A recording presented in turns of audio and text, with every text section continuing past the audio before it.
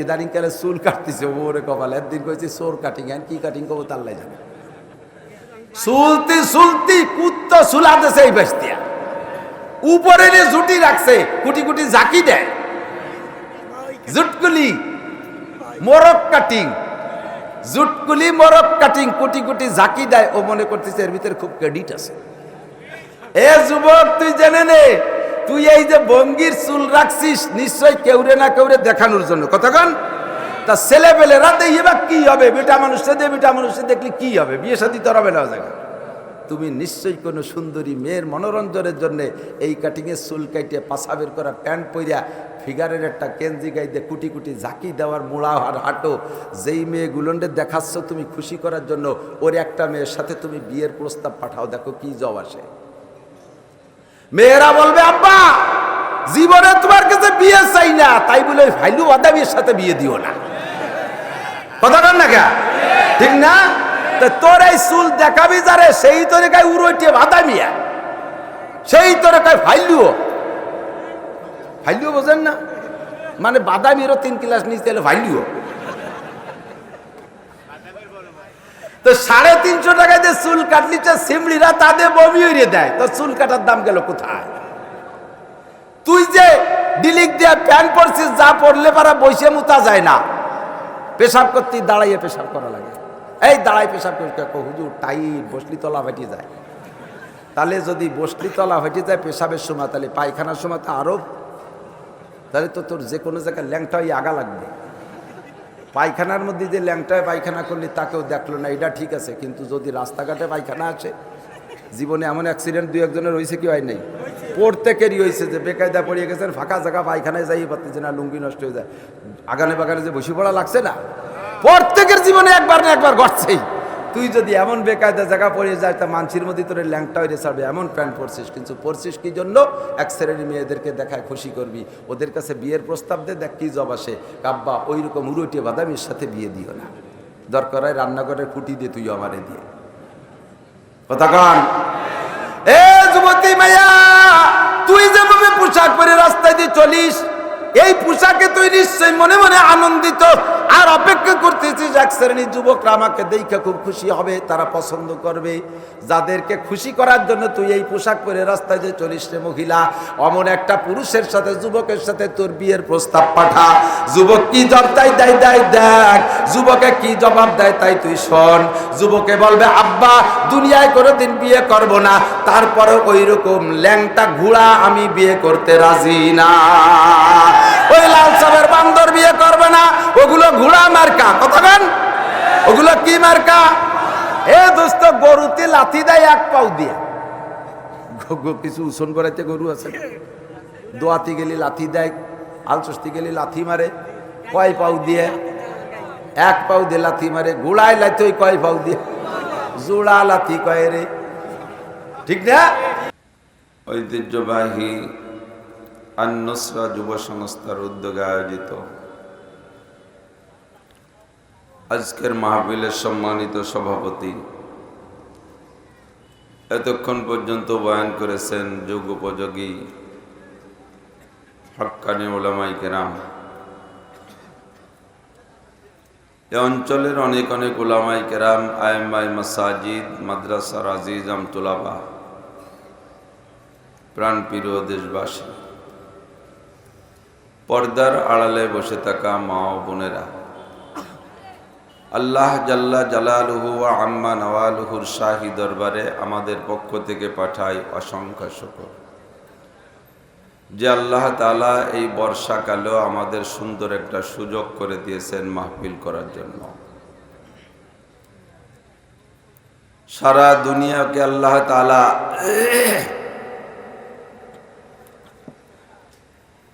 অপ্রকাশ্য একটা তালা দিয়া বন্দী করে দিয়েছিলেন, ইংরেজিতে কয় লকডাউন, আরো কত লক। আবার চোখে দেখি নাই কোন চাবিতে যেন সে তালা খুলিয়ে দিছে।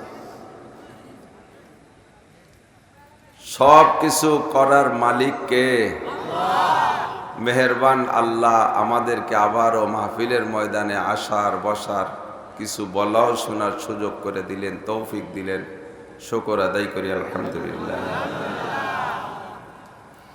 অনেক দিন পর্যন্ত মাহফিল বন্ধ থাকার কারণে মানুষের ভিতরে মাহফিল শোনার একটা পিপাসা তৈরি হয়েছে। চলমান পানি যদি বাঁধ দিয়ে আটকায় দেয় তাহলে বাঁধের ওপাশের পানি ফুলে ওঠে না? তো তেমনি এই বাঁধ দিয়ে আটকানো ছিল মাহফিল। বাঁধ যখন দেওয়া ছিল তো গতিশীল পানি এটা আটকে ছিল, বাঁধ একটু খুলে গেছে, আলহামদুলিল্লাহ জোরে সোরে পানি চলা শুরু হয়ে গেছে। আল্লাহ তাআলা যেন আমাদের এই পানির প্রবাহকে চালু রাখে, সবাই বলে আমিন। মাহফিলগুলো যেন সারা সিজন রমজান পর্যন্ত চলে, আল্লাহ কবুল করুন, বলেন আমিন।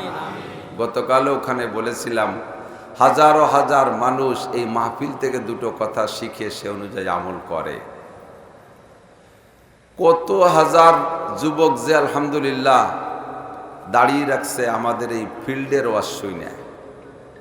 কত মানুষ আদর্শ জীবন যাপন করা শুরু করছে। প্রথম সময় ইউটিউব তখন আসে নাই আমাদের জন্য, শুধু এই মোবাইলে রেকর্ড করতো বা ক্যাসেটে রেকর্ড করতো। তার একটা বয়ান, আমার একটা বয়ান, আদর্শ মুসলিম পরিবার, ভাষাঞ্চর সদরপুর। সে আদর্শ মুসলিম পরিবারের বয়ানটায় আলহামদুলিল্লাহ হাজার হাজার যুবকরা আদর্শ মুসলিম পরিবার গঠনের নিয়েতে পথ চলা শুরু করে দিয়েছে।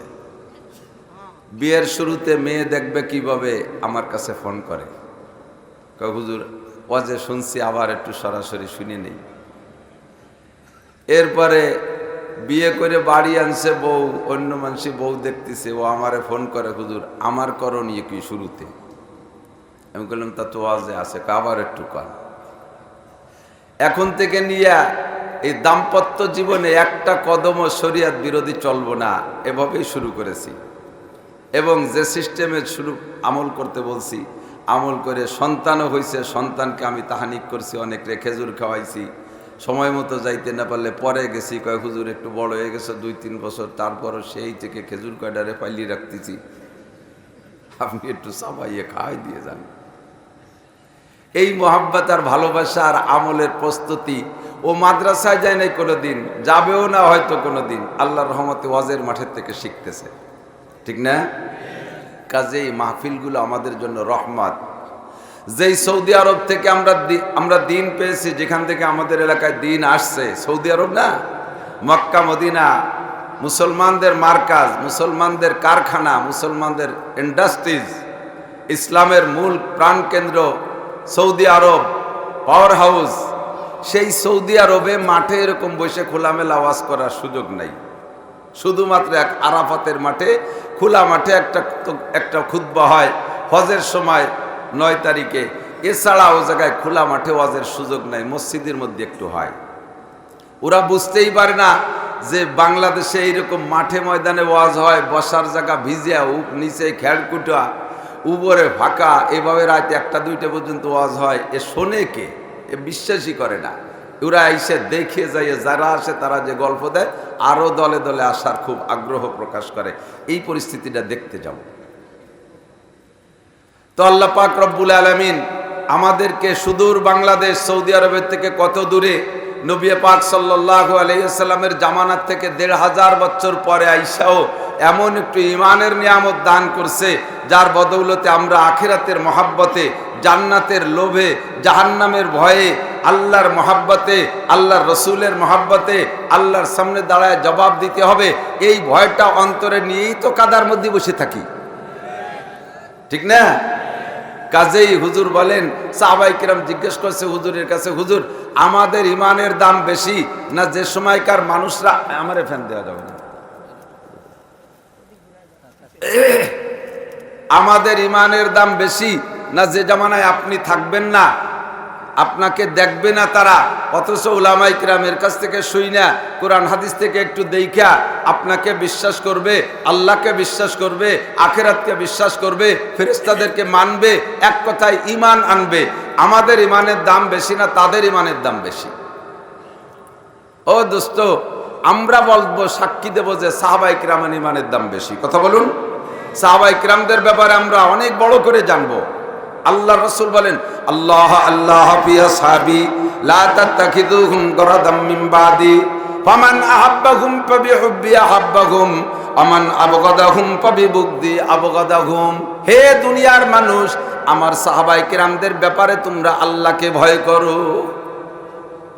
লা তাত্তাখিযুহুম গরাদাম মিন বাদি, আমি দুনিয়া থেকে চলে যাওয়ার পরে আমার সাহাবায়ে কিরামদেরকে তোমরা সমালোচনার টার্গেট বানাবা না। অন্যায় তারা করলে বিচারের দায়িত্ব তোমার নয়।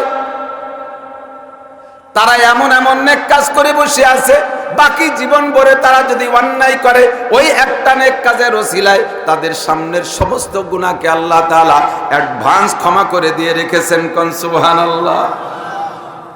হুজুর বলেন, আমার বদরি সাহাবা 313 জন যারা আমার বদরের যুদ্ধে সৈনিক ছিল, এই 313 জন যদি বদরের যুদ্ধ থেকে ফিরে আসার পরে বাকি জীবন দুনিয়ায় যতদিন বেঁচে থাকে, এক ওয়াক্ত নামাজও যদি না পড়ে, একটা রোজাও যদি না রাখে, যত প্রকার অন্যায় আছে যদি করে, তবুও আল্লাহ তাআলা তাদের অ্যাডভান্স সমস্ত গুনাহ ক্ষমার ঘোষণা দিয়েছে।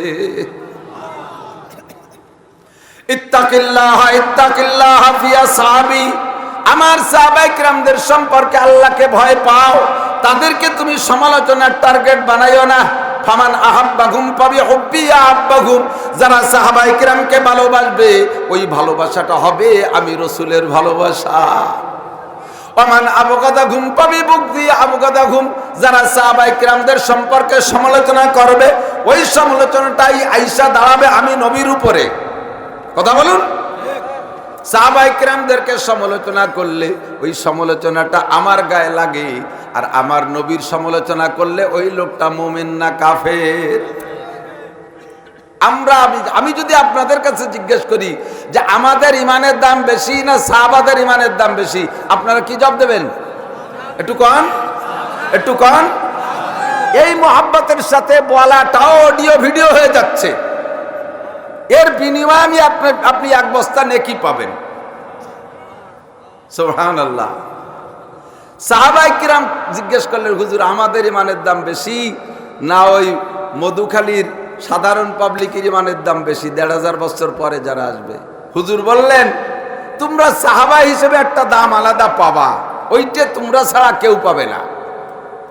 এত পার্থক্য যে ওমর ইবনে আব্দুল আজিজ খলিফাতুল মুসলিমিন, যার আমলে, শাসন আমলে এত সুন্দর ইনসাফি ব্যবস্থা, বাঘে আর ছাগলে এক জায়গা দাঁড়ায় পানি খায়, বাঘেও ছাগলের দিক ফিরে তাকায় না, ছাগলও বাঘ বলে একটু ভয় পায় না।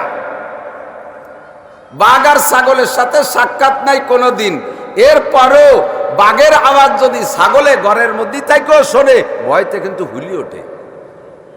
কতক্ষণ জানেন না, মুখস্থ ঠিক করছেন। আমি সচক্ষে দেখছি, আমাদের বাড়ির পাশে মধুমতি নদী গেছে, সার্কাসের সরঞ্জাম নৌকায়, বড় বড় নৌকায় করে নিয়ে যাচ্ছে গোপালগঞ্জ সার্কাস। তো এই বড় নৌকার ভিতরে বাঘ, আমরা কিনারায় যাই দেখতেছি খাঁচার ভিতরে বাঘ। গ্রামে পাশ দিয়ে, নদীর পাশ দিয়ে দূরে দূরে গরু বান্ধা ছাগলগুলো ঘুরে ঘুরে খাচ্ছে, বাঘে ওই নৌকার মধ্যে গর্জন দিছে। গোয়ালায় বান্ধা, আতালে বান্ধা বাঘগুলো, গরুগুলো ফুলিয়ে ট্যাম হয়ে গেছে। ওরা জীবনে কোনোদিন চিড়িয়াখানায় যায় নাই, গরু গেছে নাকি? গরুতে সার্কাস দেখতে যায়?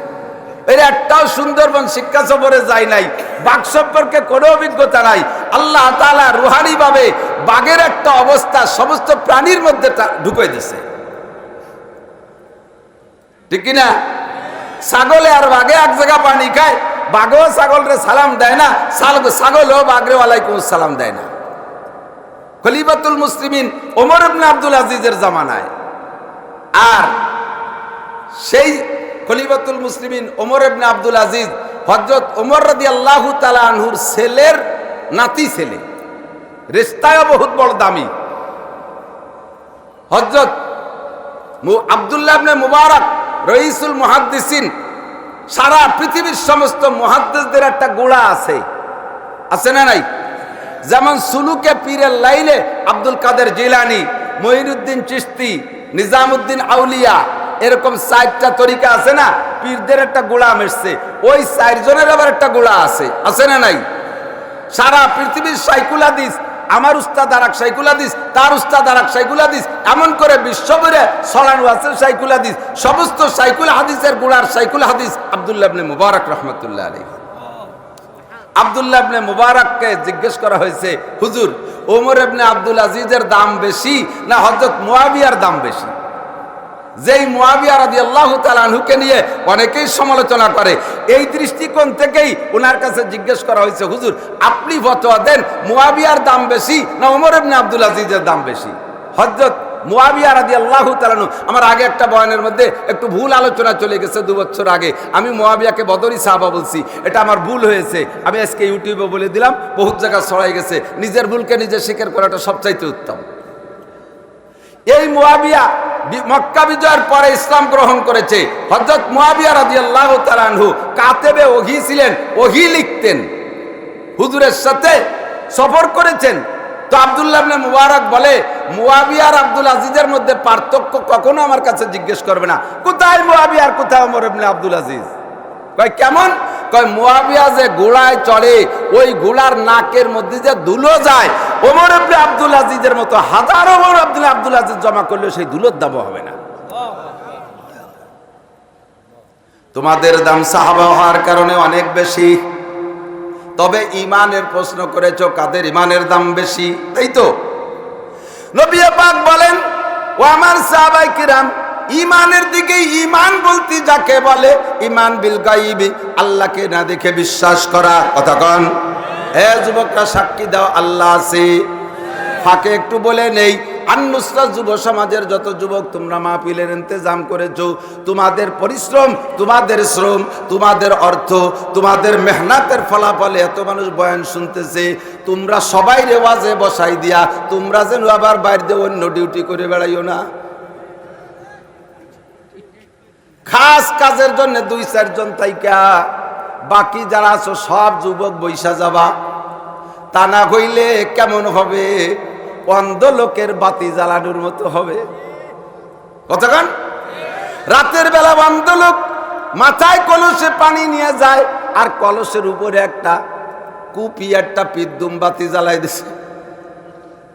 একজন কয়, তুই তো অন্ধ, তোর দিনও যেমন রাতও তেমন, তাই তুই আবার বাতি জ্বালাইস কেন?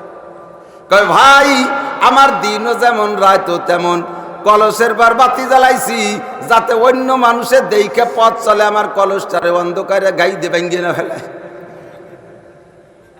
ও যুব সমাজ, আন-নুসরাতের যুবকরা, শক্ত বলি আদর করি, তোমরা আমাদের অতি স্নেহের। এত পয়সা খরচ করে কতদিন পর্যন্ত মেহনত করে তোমরা মাহফিলের ইন্তেজাম করেছো, তোমাদের এই বয়সের কার্যক্রম হলো তোমরা সার্কাস দিবা, গান দিবা, তোমরা কনসার্ট করবা, তোমরা নোংরা অনুষ্ঠান করবা, তাই বাদ দিয়ে তোমরা মাহফিল করেছো। যার কারণে আল্লাহ তাআলা দেখো মাত্র 2 দিন আগে কত বড় বৃষ্টি দিয়ে সেই বৃষ্টিকে নিয়ে যাইয়া আবার তোমাদের জন্য সুন্দর মনোরম পরিবেশ আবহাওয়া করে দিছে। তোমাদের পক্ষে আছে আল্লাহ, তোমরা যেন নিজেদের বিপক্ষে চলে যেও না। আসো, আন-নুসরাতের সমস্ত মিডিল গলায় দিয়া যুবক যেন মাঠের মধ্যে দেখি, ঘোরাফেরা তোমরা করবা না, চলে আসো। সাহাবায়ে কিরাম সম্পর্কে নবী বললেন, তোমাদের দাম অনেক বেশি, কিন্তু যে সময়কার মানুষ আমি রসুলকে দেখবে না, আল্লাহকে দেখবে না, বলেন আল্লাহকে দেখবে না, নগদ মুজিজা পাবে না, 3500 মুজিজা অলৌকিক ঘটনা নবী পাক সামনের পর সাহাবায়ে কিরামদেরকে দেখাইছে।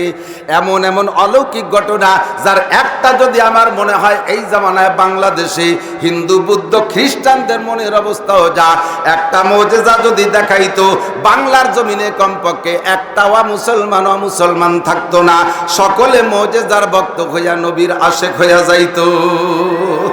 কথাক্ষণ ঠিক কি ঠিক না? এনশেকাকে কমার চাঁদরে 2 ভাগ করে জমিনি ফেলাইছে, এ যদি দেখাই দেয়া যাইতো তাহলে আমার মনে হয় কেউ কাফের থাকতো না। কথাক্ষণ যেই বাংলাদেশের মানুষ কত বড় ইমানদার, গোড়া বলে কবিরাজ হইছে, গোড়ায় পানি ভরিয়ে দেয়। সুবহানাল্লাহ। আগে সোচে না, মুতিয়ে পানি নেয় না,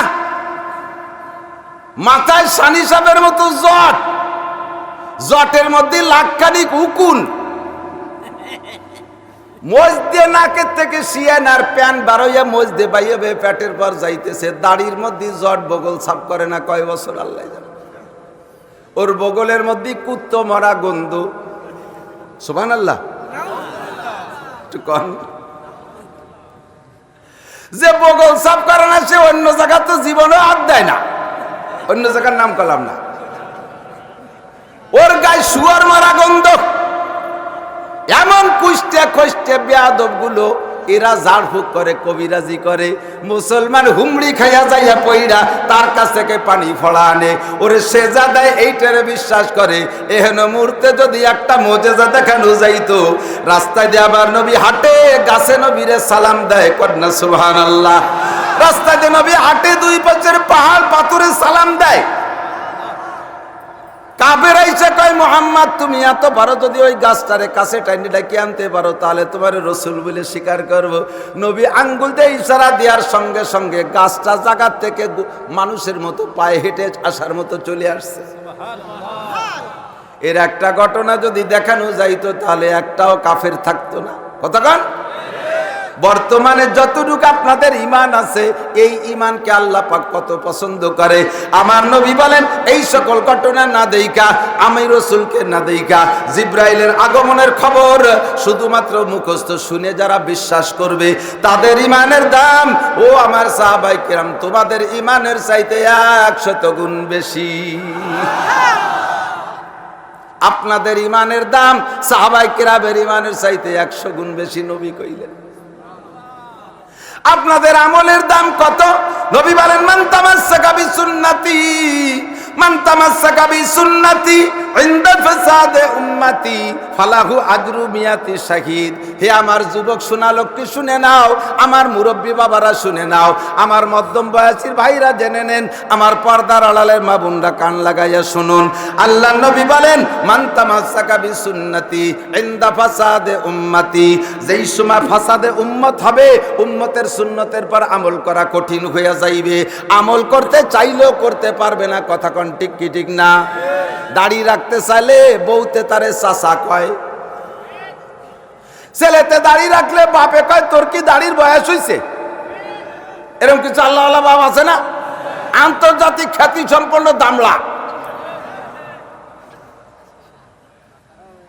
ছেলেতে দাড়ি রাখতে চায়, বাপে কয় তোর বয়স হইছে। ছেলেরা মেয়ে দেখতে গেলে দাড়িওয়ালা ছেলে যদি যায়, কলেজে পড়ুয়া যদি হয়, তবুও মেয়েরা চেহারা দেখে পছন্দ করলেও দাড়ি গোছা পছন্দ করে না। সুন্নতি পোশাক পরা দেখলে কয় হুজুর হইয়া গেছে। হুজুর বলে খারাপ কাজ।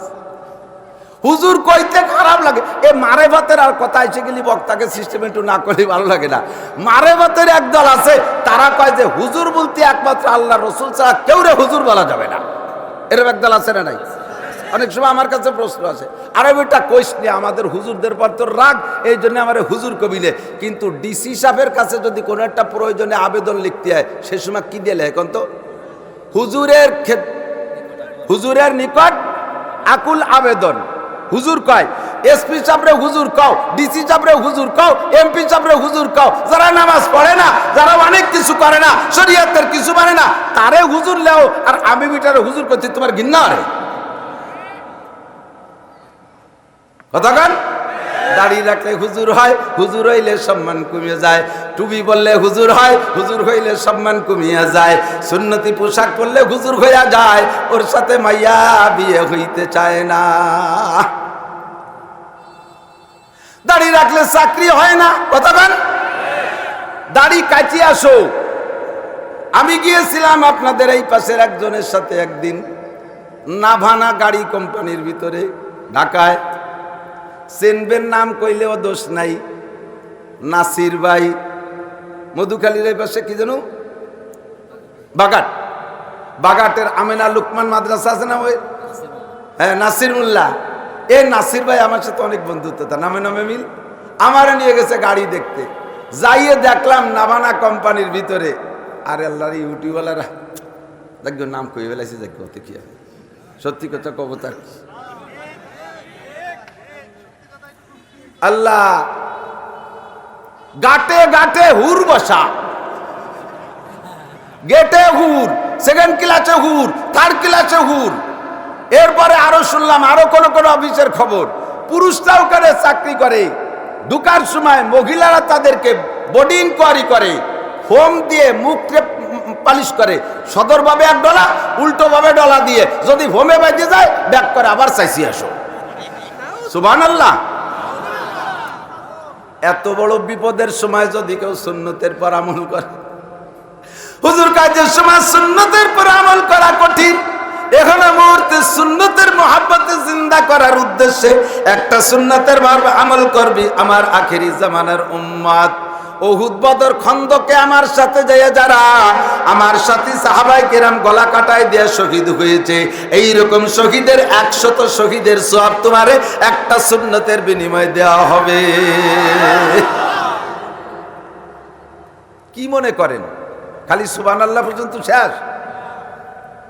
যুদ্ধ করিয়ে দেখছেন, কাজী ওরিয়ে দেখছেন, কাজিতে গেলে তেঁতুল খাইতে দেয়, মানে মুখের রস থাকে না।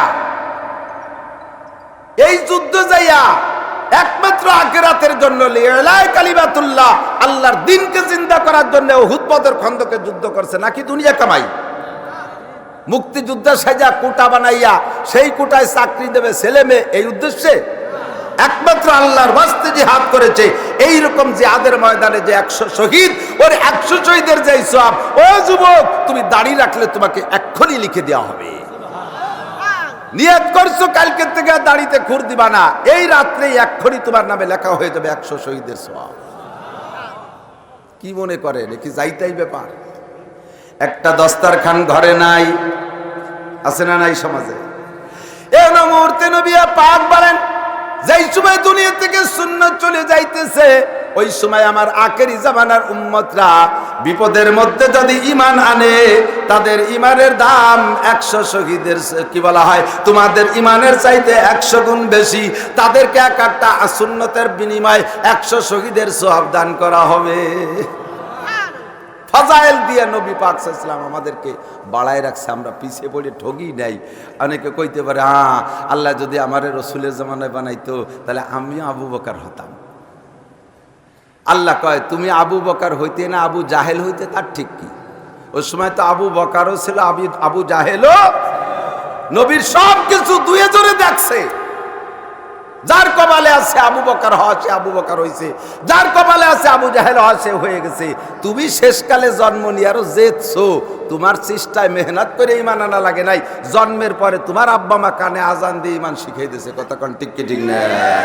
আমরা জন্মের পরে সুন্নত পাইছি, ডান কানে আজান, বাম কানে কাম। দেন তো আপনারা রুজিতে উঠিয়ে যাচ্ছে, মানে ও হবে না কপালে। আর কিছুদিন পর কানে আজান হবে না। 90%, 99% বর্তমানে বললে চলে, মিথ্যা হবে কিনা আল্লাহ জানে।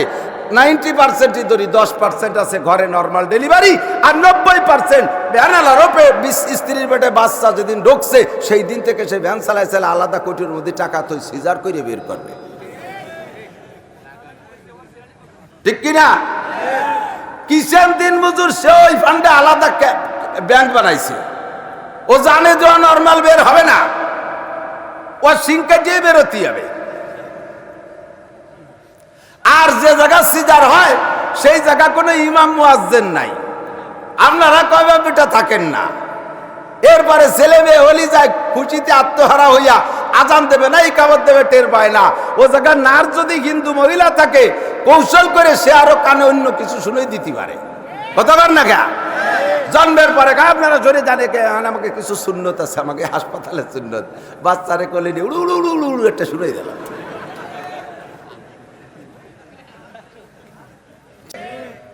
ও দোস্ত, আমরা জন্মসূত্রে মুসলমান। আল্লাহর রহমতে আমার জন্মের পরে আমি আজান শুনছি, আমি মায়ের কাছ থেকে শুনেছি, আমার কি কানে আজান দেওয়া হয়েছে, আলহামদুলিল্লাহ আজান পেয়েছি, বাম কানে একামত পেয়েছি। আমার আব্বা নামাজি মানুষ, আমার আব্বা কোনোদিন নামাজ ছাড়ে নাই। আমার দাদা একজন পীর, আমার পূর্বপুরুষ 6 পুরুষ আল্লাহর রহমতে বহুত বড় বুজুর্গ অতিবাহিত হয়েছে। এখনো আমার গোষ্ঠীতে 50-এর উপরে আলেম আছে, কওমি মাদ্রাসার আলেম 50-এর উপরে। আমার গোষ্ঠীতে প্রায় 10 থেকে 15 জন আছে মুহতামিম। আমার গোষ্ঠীর ছেলেরা আজান আর ইকামতের অভাব হয় না। আপনাদের এলাকা আল্লাহর রহমতে অনেক আগের থেকে মুসলমান। আমরা সেইভাবে জন্মসূত্রে মুসলমান হয়েছি। মানাবুদেম ওয়াতাকাযাম মানাবুদেম ওয়াতাকাযাম মানাবুদ লুৎফে তুনা গুপ্তায়ে মামি শানুদ আদমিয়ত দাদাইবা জব মুসলমান কর দাই আই খুদা কুরবা সওয়াব হিসাব আর ইহসা কর দাই। আমরা ছিলাম না, তুমি বানাইছো, বানায়া আবার কি বলা হয়, অন্য পশু প্রাণী বানাও নাই, মানুষ বানাইছো। মানুষ বানাইয়া কাফের মুশরিকের ঘরে জন্ম দাও, রেসপেক্ট পাঠাও নাই, সৃষ্টি করো নাই, পাঠাইছো তুমি মুসলমানের ঘরে। মুসলমানের ঘরে জন্ম দিয়ে আবার কত দল আছে, অন্য কোন ভণ্ড দলের মধ্যে পাঠাও নাই। আল্লাহ তাআলা তুমি আমাদেরকে সহিহ আকীদার আহলে সুন্নাত ওয়াল জামাতের অনুসারী উলামায়ে কিরামদের পাশে আমাদেরকে পাঠাইছো। কথা বলুন ঠিক কি ঠিক না? অবশেষে আমাদের কোরআন হাদিসের মাহফিল শোনা করার তৌফিক দিচ্ছ। হক্কানি উলামায়ে কিরামরা সহিহ কোরআনের বয়ান শোনায়, এ তৌফিক দিয়েছো। 4টি মাযহাবই সঠিক, 4 মাযহাব সঠিক, হানাফি শাফি হাম্বলি মালিকি 4 মাযহাব সঠিক। তন্মধ্যে সবচেয়ে বড় মাযহাব ইমামুল আযম ইমামে আবু হানিফা রাহমাতুল্লাহ আলাইহি। আল্লাহ তুমি আমাদেরকে শ্রেষ্ঠ ইমামের অনুসারী করেছো, শ্রেষ্ঠ রাসূলের অনুসারী করেছো। এই জন্য তোমার এই নিয়ামতের শুকর আদায় করতে যদি আমরা তোমার রাস্তায় গলাও কাটায়া শহীদ হয়ে যাই, তবুও তোমার নিয়ামতের শুকর আদায় শেষ হবে না। ঠিক কি না?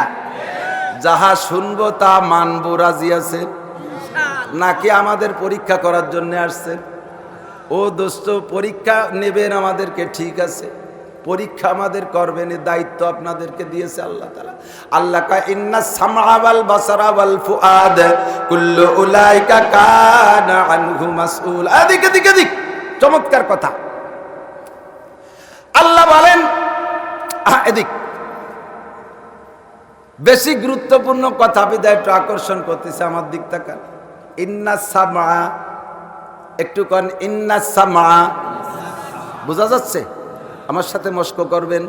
ইন্নাস সামআ ওয়াল বাসারা ওয়াল ফুআদা কুল্লু উলাইকা আনহু মাসউলা। আমার জিম্মাদারি খালাস, কিয়ামতে আর এক চাচু আমার ধরা করতে পারবেন না। আমি মস্ক করাই দিছি, এবার তরজমা শুনাই দেব। মা ইয়ালফিজু মিন কওলিন ইল্লা লাদাইহি রাকিবুন আতীদ।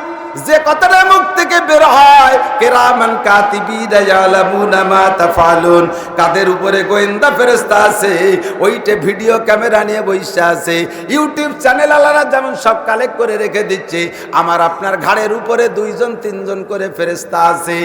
2 জনে লেখে 2 কাঁধে বসে, আর একজন ফেরেশতা কাঁধে বসে ভিডিও করে। এই ভিডিও অডিও ক্যামেরা নিয়ে আছে, আপনার মুখ থেকে বের হওয়ার সঙ্গে সঙ্গে লেখা হয়ে গেছে।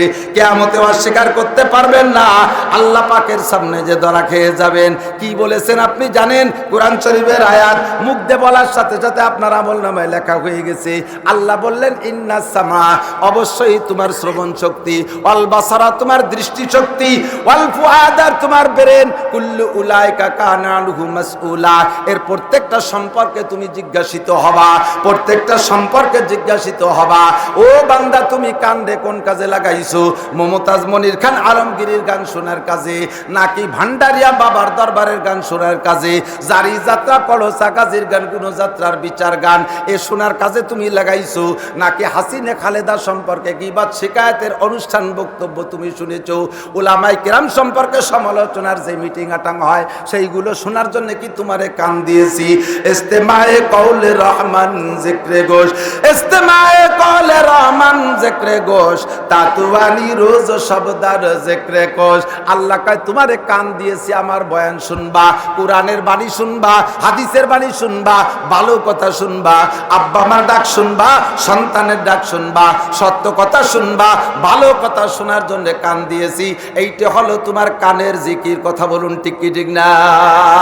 কান দিয়ে শুনবেন, এবার চোখ দিয়ে দেখবেন, এদিক তাকান, চোখ দিয়ে দেখবেন বুখারী শরীফের হাদিস আমি আপনারে শুনাইয়া দেই। আমি বুখারী শরীফ প্রথম খণ্ড পড়াই, আমি মিশকাত শরীফ প্রথম খণ্ড পড়াই। 6টা মাস আমি এমনি বইসা থাকি না, রাতের 1টা 1:30 2টা পর্যন্ত কোন রাত সারা রাত আল্লাহর রহমতে কিতাব দেখি। আমার ঘর ভরা কিতাব, সহিহ বুখারী থেকে রওয়ায়াত শুনাই। আল্লাহর নবী বলেন ইন্না হাদাল ইলমা দীনুন। উলামায়ে কিরাম তোমাদের সামনে যে বিষয় আলোচনা করে এই বিষয়টা হলো দ্বীন, এই বিষয়টা হলো ইসলাম। এবার নবী কয় ফানজুরু আম্মান তাকুজুনা দীনাকুম। কান দিছি, চোখ দিছি, ব্রেন দিছি। চোখ দিয়ে দেইকা, কান দিয়ে শুনে, ব্রেন দিয়ে বুদ্ধি খাটাইয়া তুমি লক্ষ্য করো আম্মান তাকুজুনা দীনাকুম, এই দিন তুমি কার থেকে নিচ্ছ? ইহুদির কাছ থেকে দিন নিচ্ছ, নাসারাত থেকে তুমি দিনের আলোচনা শুনতেছো, বুদ্ধ খ্রিস্টানের কাছ থেকে তুমি দিন নিচ্ছ। নামে মুসলমান, কামে ইসলাম নাই। বক্তার মুখের ভিতরে সুন্নতি দাঁড়িয়ে নাই, বক্তার মাথায় সুন্নত নাই, তার পোশাকে সুন্নত নাই, কথায় বড় ডগ, সুন্দর ভাষা দিয়ে কথা বলে, ইংরেজিতে অবিরাম অনার্গল বক্তব্য দেয়, একেবারে অনার্বর্ষী বক্তা। আসমান জমিনে কোথায় কোন জায়গায় এলে বাসে সেখান থেকে উঠে এনে তোমারে কয়, কিন্তু তার সারা শরীরের ভিতরে সুন্নত নাই। ও দোস্ত, আল্লাহর নবী বলেন এমন ব্যক্তির কাছ থেকে তোমারে ওয়াজ শুনতে বলি নাই। ওয়াজ করবে ওই লোক যেই লোকটা তার কথা অনুযায়ী নিজের জিন্দেগিতে আমলে ফিট করতে পারছে। আপনি আমারে যাচাই করবেন, আমারে দেখবেন, আমি এসের পর থেকে আমার নামাজটা কেমন, সম্ভব হলে দেখবেন আমি খানা খাই কেমন, দস্তারখান আমার আছে নাকি, অজুতে আমি মেসওয়াক করলাম নাকি, পেশাবে আমি ডিলাকুলুক ব্যবহার করি নাকি, আমারে দেখা হইলে এগুলো দেখবেন। আমার পর্দা আছে নাকি, আমার বাড়ি গেলেন আমার সাথে সাক্ষাৎ করতে, বাইরের থেকে গেটের বাইরে নক করছেন, আমি চলে আসছি, অত আমি এসে সাক্ষাৎ করলাম, সালাম কালাম দিলাম কি দিলাম না, এটা আপনি ফলো করবেন, এ দায়িত্ব আপনারা দিয়েছে। এবার আমি বাড়ি নাই, আমার বাড়ির থেকে আমার মহিলারা কি আইসা আপনার সাথে সালাম মুসাফা করে নাকি, আমি মাঠে ময়দানে পর্দার বিপক্ষে আর বেপর্দার বিপক্ষে ফাটাফাটি বয়ান করি, অথচ বাড়ির মধ্যে আমি পর্দা তৈরি করতে পারি নাই। আমার মাদ্রাসায় গিয়ে দেখেন, আমি কি মাদ্রাসায় যুবতী মেয়েদেরকে সামনে করে নিয়ে পড়াই নাকি, আমি কি যুবতী মেয়েদেরকে বেপর্দায় সামনে করে টিউশনি প্রাইভেট পড়াই নাকি, আমি কি ভাবিদের সাথে গল্প করি নাকি, এগুলো আপনাদের দেখার বিষয় আছে, দায়িত্ব আছে। আমি বক্তা, সামনে আমার শ্রোতারা মুখ খুলে বসা আছে নাকি, মুখ খোলা মহিলাদের সামনে করে নেওয়াজ করি নাকি। যদি আমি এমন করি তাহলে আমার মতো বক্তার অশুনতে আপনাকে নিষেধ করা হয়েছে। সঙ্গে মাসালা আরো বলে দেই, আমি যদি দাড়িতে কালো কলম লাগাই, এদিক দাড়িতে চুলে কালো কলম লাগানো মাকরুহে তাহরিমি, বলকে হারাম। পুরুষের দাড়িতে চুলে কালো কলম লাগাইতে পারবে না। মসজিদের ইমাম যদি দাড়িতে কালো কলম লাগাইয়া ইমামতি করে, ওই ইমামের পিছনে নামাজ পড়া মাকরুহে তাহরিমি। আসালুল ফতোয়ার ভিতরে লেখে নামাজকে দৌড়াইতে হবে। ইমাম সাহেব যদি ছোট্ট করে দাড়ি কাইটে কাইটে সাইটা সাইটা খাটো করে রাখে, 1 মুঠের কম যদি করে ইমাম দাড়ি কাইটে কাইটে খাটো করে রাখে, 1 মুঠের কম যদি রাখে, খাটো করে রাখে, ওই ইমামের পিছনে নামাজ পড়া মাকরুহে তাহরিমি। মুয়াজ্জিন যদি আজান দেয়, তার আজান দেওয়া মাকরুহে তাহরিমি। ও দোস্তরে, মুসল্লিদেরকে আমরা পানিশমেন্ট করি, ফজরের নামাজ না পড়ে জানাজায় হাজির হবেন না, ফজরের নামাজ না পড়ে ঈদের নামাজে আসবেন না, রোজা যারা রাখেন নাই তারা ঈদের নামাজ পড়বেন না। ধমকটা দেওয়া বড় সহজ, কিন্তু আমি ইমাম সাহেবের আমল কতটুকু কন্ট্রোল আছে, আমার আমল কত সুন্দর আছে, এইটু আল্লাহ পাক দেখার দায়িত্ব আপনাকে দিছে। কতক্ষণ ফানজুরু আম্মান তাখুজুনা দীনাকুম। ও দোস্ত সুন্দর, এই এদিক তাকান, আপনাদের এই আলফাডাঙ্গার মধ্যে গ্রামের নাম আমার মনে নাই, মৌলানার নামও ভুলে গেছি অনেক দিন আগে, উনি আল আজহার বিশ্ববিদ্যালয় থেকে পড়ে আসছে। যেমন আমাদের ভাই মিজানুর রহমান আজহারি, ভালো শিক্ষিত মানুষ, কোরআন শরীফ পড়া সুন্দর, আল্লাহ তার চেহারাও দেশে, কণ্ঠও দেশে, ভাষাও দেশে, শিক্ষাও দেশে, বড় বড় শিক্ষিত। আল আজহার পড়ছে বিদায় আজহারি। আমাদের ওই মৌলানা আলফাডাঙ্গার উনি আল আজহার পড়ছে। উনি সেই সময় এসে বললেন, ভাইজান আল আজহার বিশ্ববিদ্যালয় আমাদেরকে তফসিরে বয়জবি পড়াইতেন। কোরআন শরীফের অনেক তফসির আছে, একটা তফসির ক্লাসে পড়ায়, তার নাম তফসিরে বয়জবি। তাফসীরে বাইজবির ক্লাস করায় আল আজহার বিশ্ববিদ্যালয়। এদিক এই পড়ায় যে শিক্ষক, উনি শিক্ষক না, উনি শিক্ষিকা, একজন ইহুদি মহিলা আমাদেরকে আল আজহার বিশ্ববিদ্যালয় তাফসীরে বাইজবি পড়ায়। আসে একটা হাফ প্যান্ট পরা আর একটা টেপ গায়ে,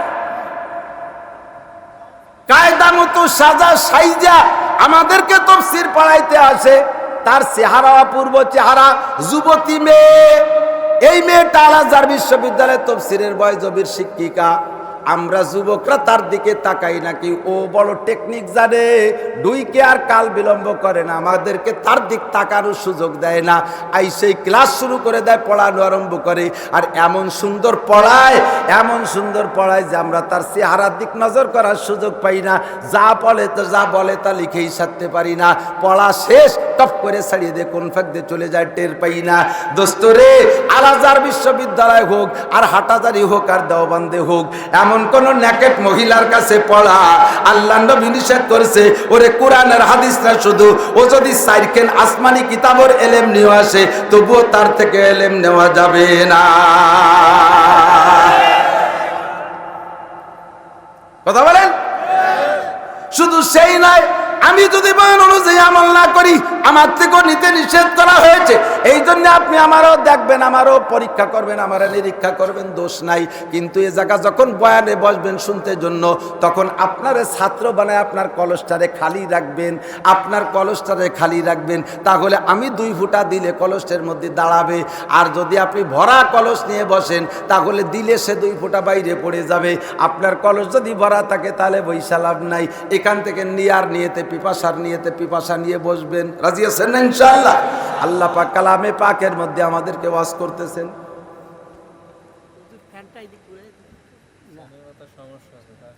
এই বাতাস খাইলেই গলা বসে যায়। এই কই না মাঝে মধ্যে, এই কয়েকদিন আগে পড়াইছে কাইফা কানা বদুল ওহি। ওলামাই কেরাম জানে বুখারী শরীফের প্রথম হলো কাইফা কানা বদুল ওহি। ওহির সূচনা কেমন? যখন জিবরিল আলাইহিস সালাম হুজুরের কাছে ওহি নিয়ে আসতেন, প্রচন্ড শীত, সাহাবায়ে কেরাম কম্বল গাইতে বসে রয়েছে, হুজুর ঘামিয়ে তার বাতার হয়ে যাইতেন।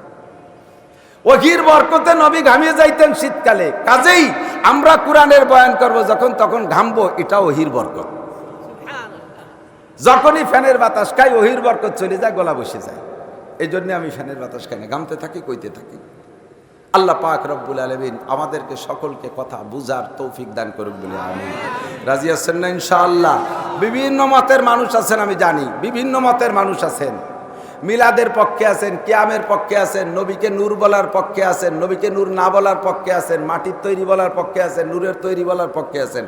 আমলিগ আছেন, বিএনপি আছেন, জামাত আছেন, জাতীয় পার্টি আছেন, ৮৮ চন্দ্রপাড়া, মানিকগঞ্জ, সুরেশ্বর, ভোজেশ্বর, ইনায়তপুর, বাহাদুরপুর, শরীয়তপুর, তবলিগ, চরমোনাই, সব দল আছে না নাই? তবলিগের ভিতরে ইতাআতি ওয়াজাআতি আহলে হাদিস যত দলের লোক আছে বাংলাদেশে, সব দলের মানুষ কম বেশ 2-1 আছে এর মধ্যে। যারা আমার আকীদায় আকীদাবান তারা মোহাব্বতের সাথে বসে আছে, যারা আছে অন্য দলের তারা আমারে লুকমা দেওয়ার নিতে বসে আছে। সামনের পর দিতে না পারলেও পরে যে সমালোচনা করবে ইনশাআল্লাহ, এ নিয়ত করে বসে আছে। এই সব নিয়ত বাদ দিয়ে আমি যদি কোরআন থেকে আর হাদিস থেকে আপনারে একটা বিষয় বুঝাইতে সক্ষম হই, আপনি বুঝ নিতে রাজি আছেন না ইনশাআল্লাহ? আপনি যদি ভুলের পার থাকেন, কোরআন হাদিস আপনারা সংশোধন করে দেন। আমি নাসিরের কি? আপনারা কেউ গুমরা হয়ে গেলে, সব কজন গুমরা গেলে আমার কি আসে? আমি কি নবী নাকি?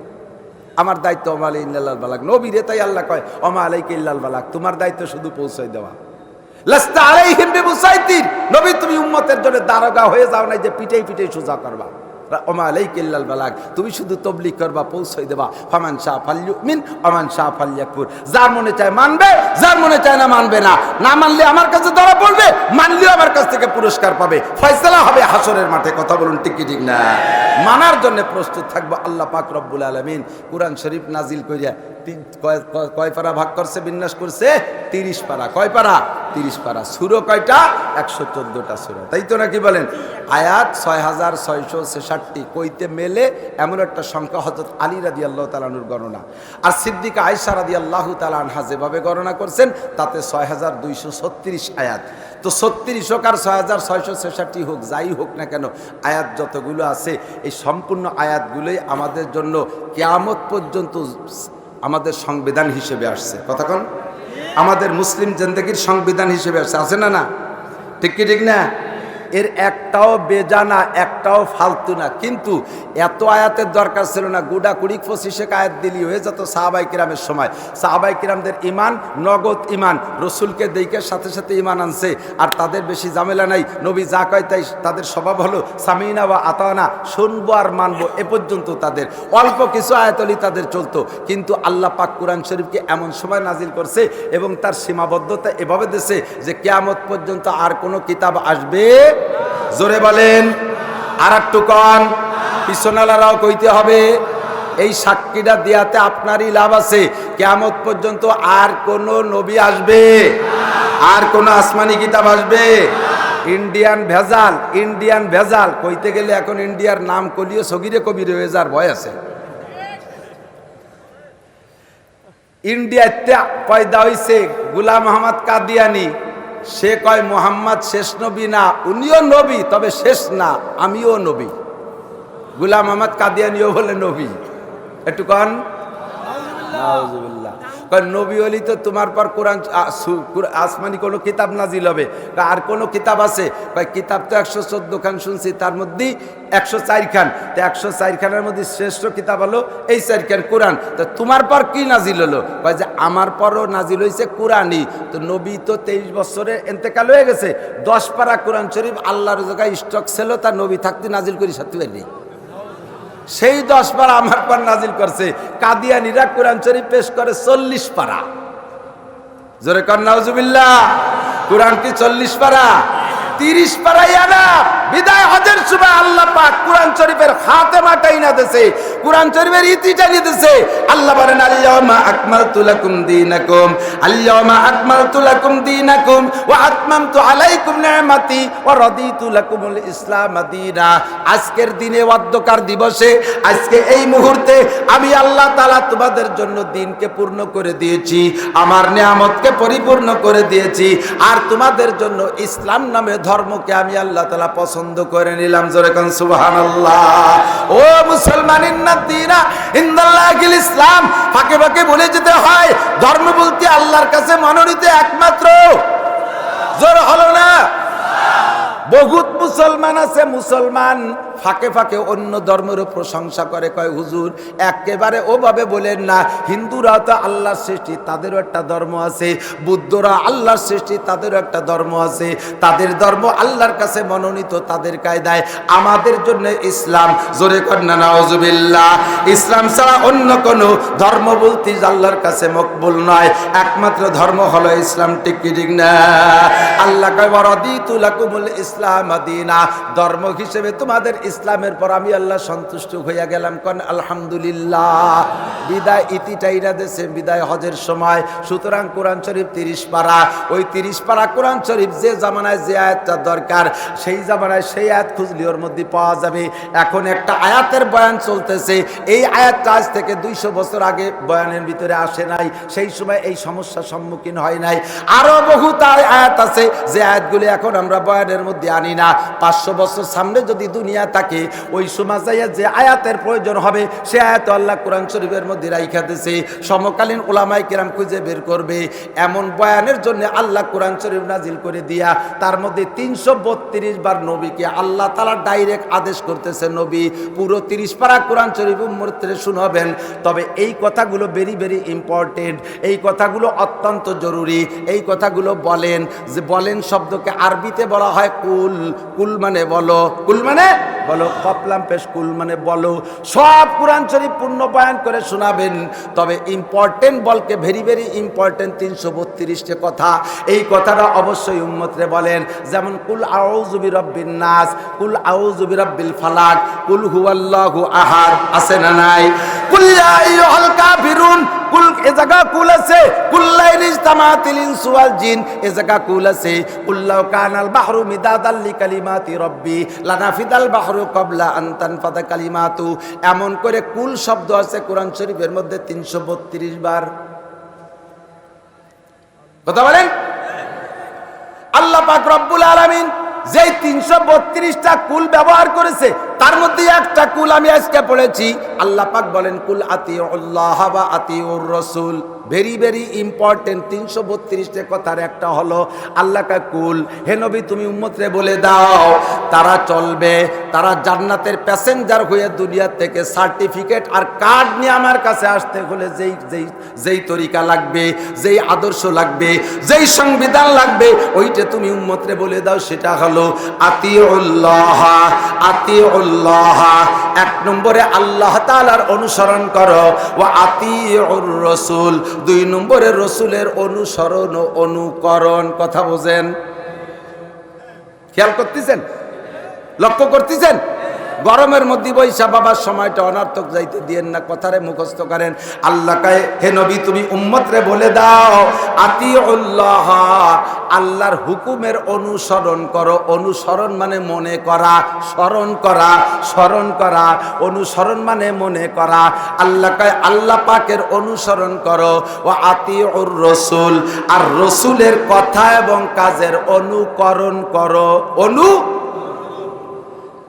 কথাকে স্মরণ করার নাম হলো অনুসরণ, আর কথাকে বাস্তবায়ন করার নাম হলো অনুকরণ। আল্লাহ তো কোনো কাজ আমাদের করিয়ে দেখান নাই। কথা বলেন? আল্লাহ নামাজ পড়ে দেখাইছে, আল্লাহ রোজা রেখে দেখাইছে, আল্লাহ ওযু করে দেখাইছে, আল্লাহ মেসওয়াক করে দেখাইছে, আল্লাহ ঢিলা কুলুক ব্যবহার করে দেখান নাই, আল্লাহ স্ত্রী ব্যবহার করে দেখান নাই, আল্লাহ বিয়ে করে দেখান নাই, আল্লাহ ছেলে জন্ম দিয়ে দেখান নাই, আল্লাহ দুধ খাওয়ায় দেখান নাই, কোন কাজ আল্লাহ দেখান নাই। আল্লাহ এগুলো বলে দিয়েছে, এর নাম হলো অনুসরণ। আর এই যত কাজ আছে সমস্ত কাজগুলো রসুল করে দেখাইছে কিনা? কথা কন? রসুল মেসওয়াক করছে, ঢিলা করছে, গোসল করছে, ওযু করছে, নামাজ পড়ছে, রোজা রাখছে, পর্দা করছে, পোশাক পরছে, স্ত্রী ব্যবহার করছে, সন্তান জন্ম দিয়েছে, ইত্যাদি ইত্যাদি সব কিছু রসুল করেছে। এই জন্য বলা হয় রসুলের ব্যাপারে অনুকরণ আর আল্লাহর ব্যাপারে অনুসরণ। আল্লাহর হুকুমের অনুসরণ করো আর রসুলের অনুকরণ করো। এই দুইটা করলে কি লাভ? আল্লাহ কয় আল্লাহ রাসূলুহু ফাকাদ ফাজ। যেই ব্যক্তি আল্লাহ আল্লাহর রসুলের অনুসরণ আর অনুকরণ করবে ওই লোকটা সফল। জোরে কোন সুবহানাল্লাহ। ওই লোকটা সফল। সফল কাকে বলে? আমরা বলি ভাই সফল হয়েছে, এবার সফল হয়েছে। কি হয়েছেন? চেয়ারম্যান হয়েছি, সফল হয়েছি, এমপি হয়েছি, সফল হয়েছি, দল ক্ষমতায় সফল হয়েছি, মেম্বার হয়েছি, সফল হয়েছি, ইন্ডাস্ট্রিজ করছি, সফল হয়েছি, জমিতে ভালো ইরি ফলাইতে পারছি, সফল হয়েছি, ছেলেগুলো সব বিসিএস পাস করছে, সফল হয়েছি। এর মধ্যে সফলতা নয়। সফলতা হলো ফামান যুহজিহা আনিন নার, ফামান যুহজিহা আনিন নারি ওয়া উদখিলাল জান্নাতা ফাকাদ ফাজ। এ মুসলমান, ফামান যুহজিহা আনিন নার, যেই ব্যক্তি জাহান্নামের আগুন থেকে বাইচা গেল, ওয়া উদখিলাল জান্নাতা, জান্নাতে প্রবেশ তারে করানো হলো। কথা বোঝেন? আমার দিক তাকান। জাহান্নাম থেকে বাইচা গেল, জান্নাতে ঢুইকা গেল, এরপরে আল্লাহ কয় ফাকাদ ফাজ, ওই লোকটা সফল হইয়া গেল। কথা কন ঠিক কি ঠিক না? এমএ পাস 5টা ছেলে মেয়ে, এর নাম সফলতা নয় দোস্ত রে। সফলতা যদি তার নাম হয়, আমি জানি গোটা বাংলাদেশ সফর করি, হাজারো হাজার সামনে, ভালো করে আপনারা সাক্ষী দেন সত্য না মিথ্যা। ও দোস্ত, বাংলাদেশে বৃদ্ধাশ্রম আছে না নাই? আছে। বৃদ্ধাশ্রম মানে কি? যেই আশ্রমের ভিতরে বৃদ্ধকালে মানুষকে আশ্রয় দেওয়া হয় তার নাম বৃদ্ধাশ্রম। আমি দেখেছি যতগুলো বৃদ্ধাশ্রম আছে বাংলাদেশে, এই বৃদ্ধাশ্রমে যে মুরব্বীরা এখন পড়ে আছে, ওর একটাও কোনো দিনদার ছেলের আব্বা মানা, কোন নামাজি ছেলের আব্বা মানা। হোক ছেলে কিসের বেচা, হোক ছেলে ব্যান চালায় না, হোক ছেলে দিন মজুর, সে যদি আল্লাহওয়ালা দিনদার হয়, ও মূর্খ অশিক্ষিত তবুও তার আব্বা বারে বৃদ্ধাশ্রমে ফেলায় না। কোন আলেম মাদ্রাসার ছাত্র ছাত্রদের আব্বারা মারা বৃদ্ধাশ্রমে নাই। তুমি যে সফলতা কামনা অনুভব করেছিলে, 5টা ছেলে গ্রাজুয়েট, 2টা ছেলে তোমার কি বলা হয়, একটা ছেলে ডিসি, একটা ছেলে এসপি, 2টা মেয়ে ডাক্তার, ডাক্তার, একটা ছেলে ইঞ্জিনিয়ার। তুমি মনে করছো সফলতা পেয়েছো।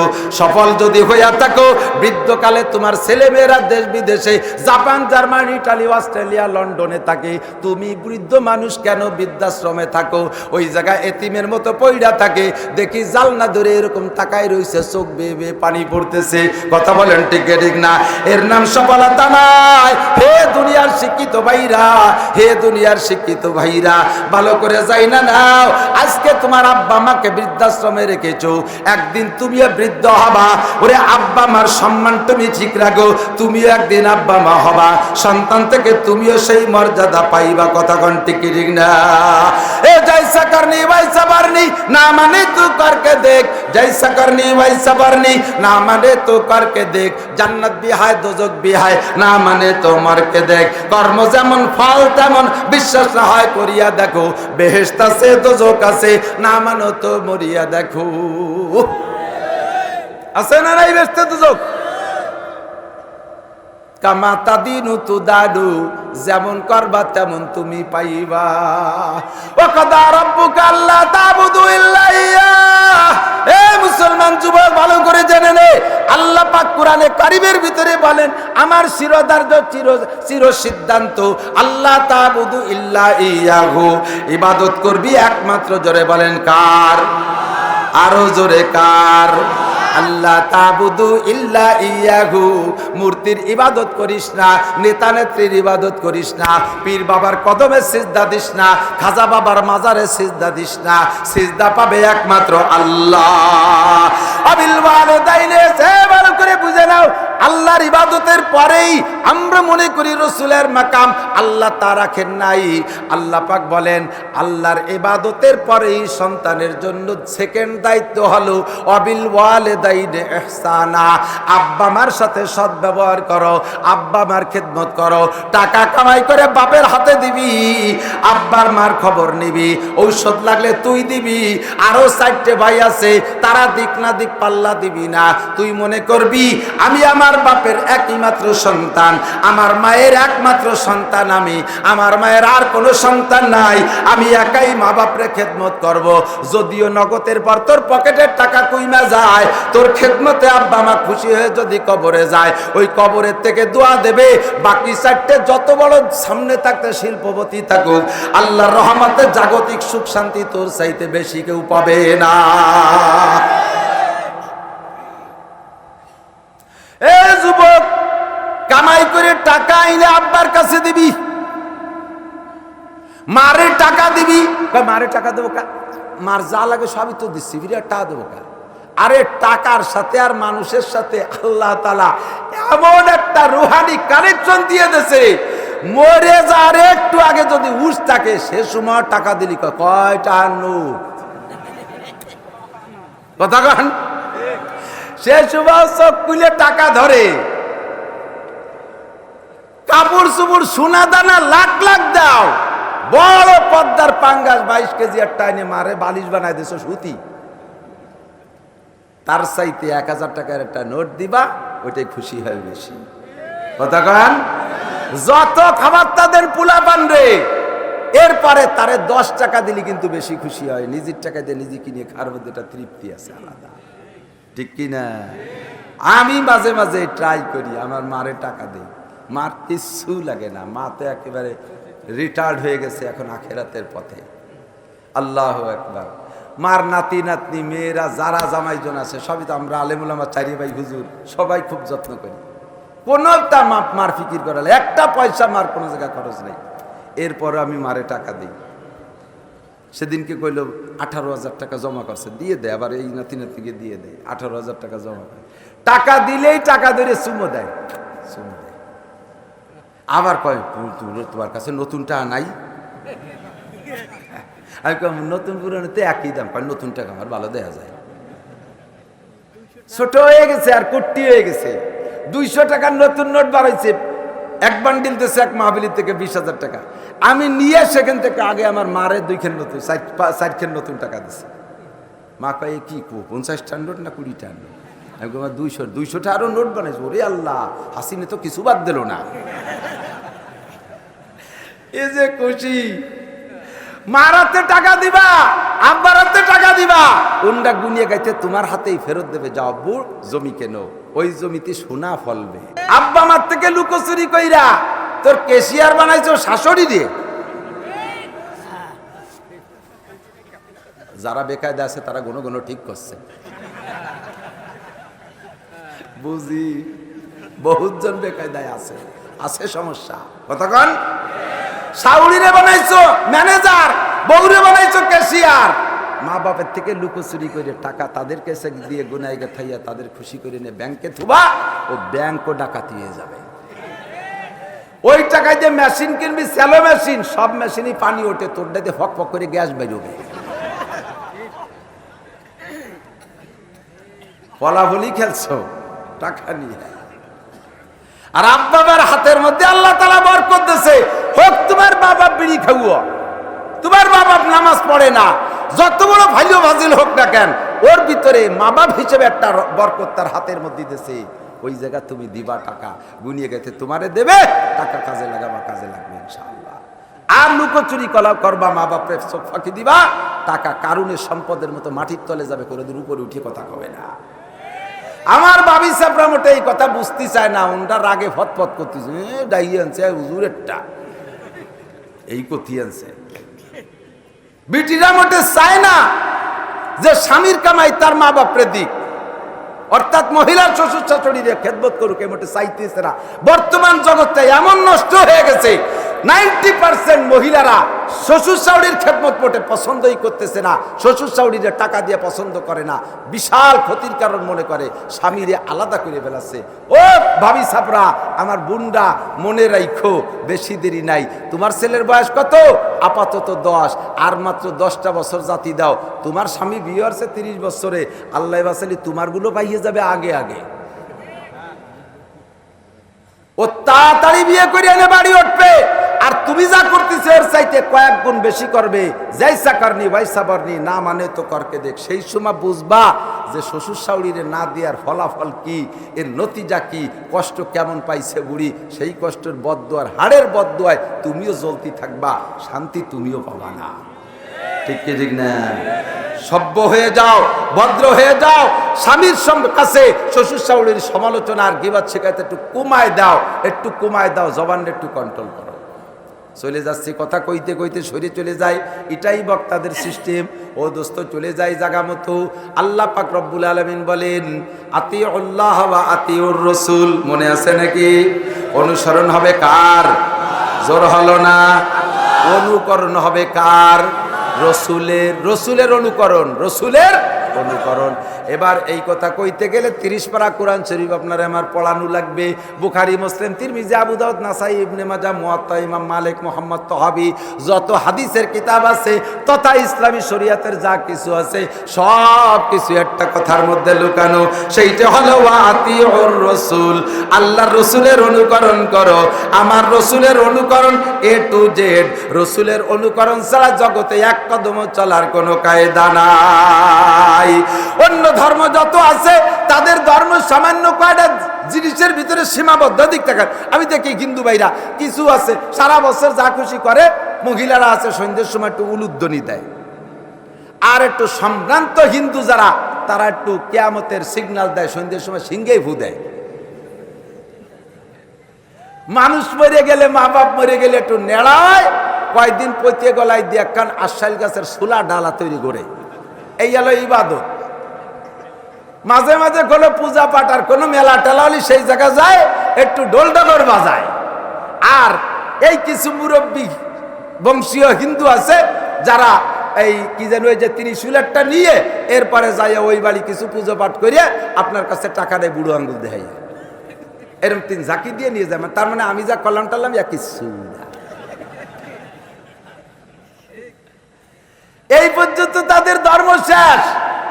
সংসারে ধর্ম নাই, সমাজে ধর্ম নাই, তাদের বডি জিন্দেগিতে ধর্ম নাই, তাদের আন্তর্রাষ্ট্রীয় পর্যায়ে ধর্ম নাই, ইনকামের মধ্যে ধর্ম নাই। আর আমাদের ধর্ম জন্ম থেকে মৃত্যু পর্যন্ত ব্যক্তি জীবনে রসুলের অনুকরণ, পারিবারিক জীবনে রসুলের অনুকরণ, আছে না নাই কথা কন?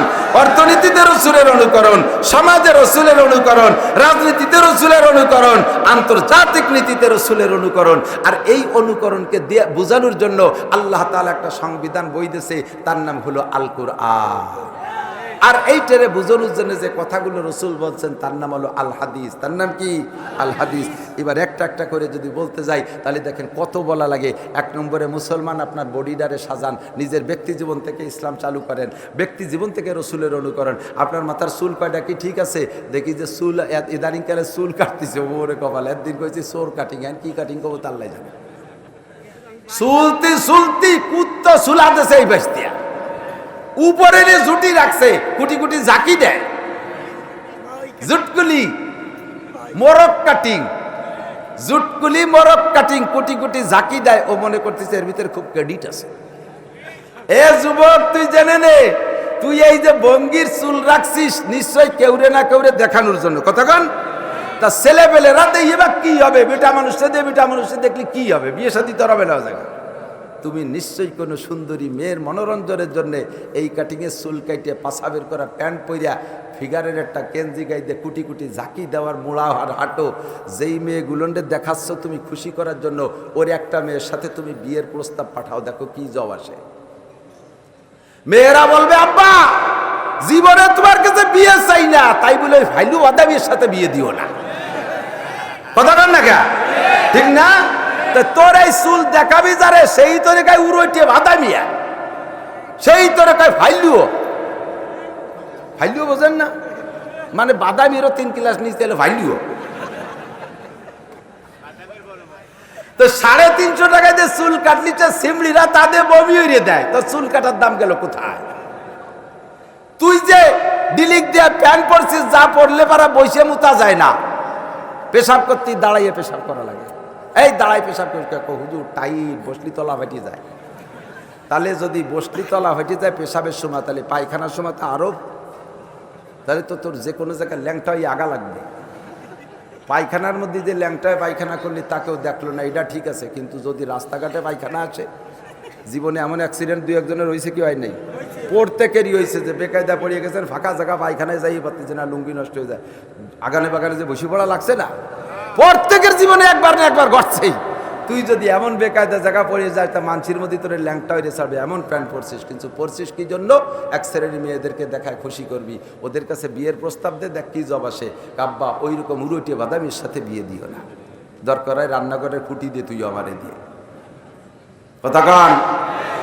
এ যুবতী মাইয়া, তুই যেভাবে পোশাক পরে রাস্তায় দিয়ে চলিস, এই পোশাকে তুই নিশ্চয়ই মনে মনে আনন্দিত আর অপেক্ষা করতেছিস এক শ্রেণীর যুবকরা আমাকে দেখে খুব খুশি হবে, তারা পছন্দ করবে।